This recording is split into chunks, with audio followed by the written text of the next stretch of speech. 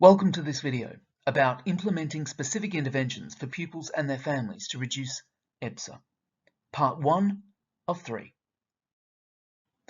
Including interventions in a plan of the support. In previous videos, we looked at what a plan of support might look like for a pupil at risk of EBSA. The support plan might include shared desired outcomes, known anxiety triggers, named key adults, identified safe spaces, classroom-based approaches, wraparound and self-care strategies, parent-carer strategies for home, and any temporary minor modifications to the pupil's schedule. Some pupils at risk of EBSA require additional targeted support in the form of planned, staffed interventions.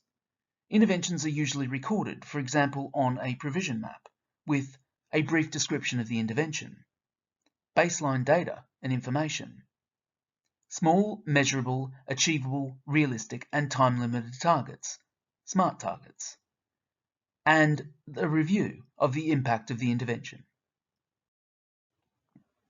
Who provides school-based interventions? Interventions in school are most often provided by non-teaching staff. This includes school counsellors and play therapists, teaching assistants and learning support assistants, emotional literacy support assistants, learning mentors, family workers, and pastoral welfare officers. Sometimes interventions, including interventions which may not be directly focused on reducing EBSA, may be provided by qualified teachers in specialist and leadership roles, including Special Educational Needs Coordinators, SENCOs, Designated Teacher for Children Looked After, Designated Safeguarding Lead, and Specialist Teacher Assessors. Is external professional input available?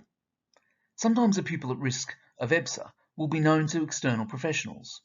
Professionals might include, for example, an education welfare officer, social worker, an advisory or specialist or outreach teacher, educational psychologist, a clinical psychologist or other mental health professional, or a paediatrician or other health professional.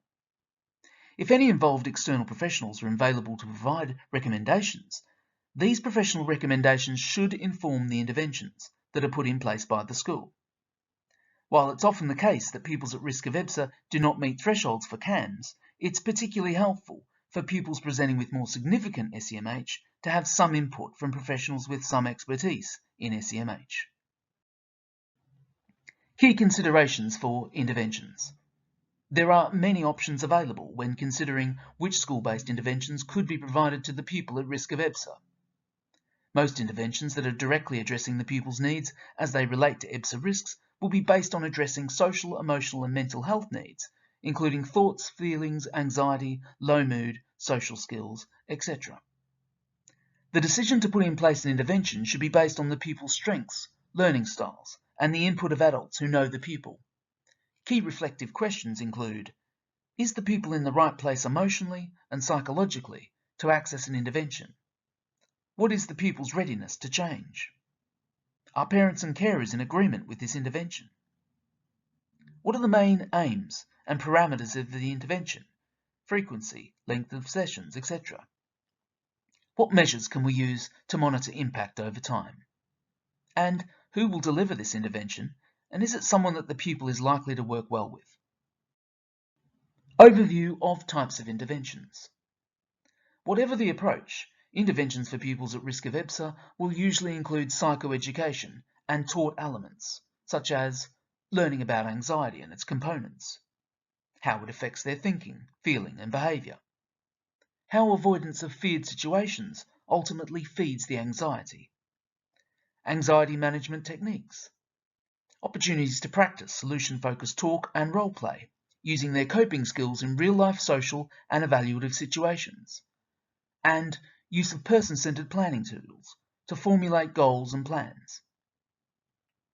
These interventions can be provided through scheduled sessions in identified places, with identified staff, at specific times in the school day, and/or reliable access to identified staff on a flexible basis as needed. What will the adults do? Whether interventions are scheduled, provided on a flexible basis, or both, adults working with the pupil at risk of EBSA might provide check-ins with the pupil to provide opportunities for connection, to show that they are reliably there for them, and to deal with issues proactively and promptly. Think ahead about known triggers, for example, school trips and supply teachers, and support the pupil using the agreed strategies. Model strategies the pupil has been taught before they need to use it independently. Offer choices of strategies when appropriate. For example, you could breathe deeply or go outside and walk around the playground for 2 minutes. Which one? Make judicious use of resources. For example, autistic pupils and pupils with related social communication needs can benefit from use of social stories, comic strip conversations, the 5-point scale, etc.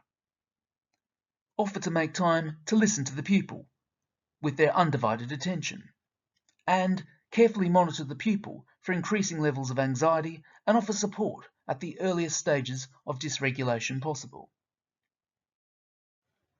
This is the end of this video. Parts 2 and 3 on this topic are now available to watch. You can view more videos on this channel in the EBSA Essentials series.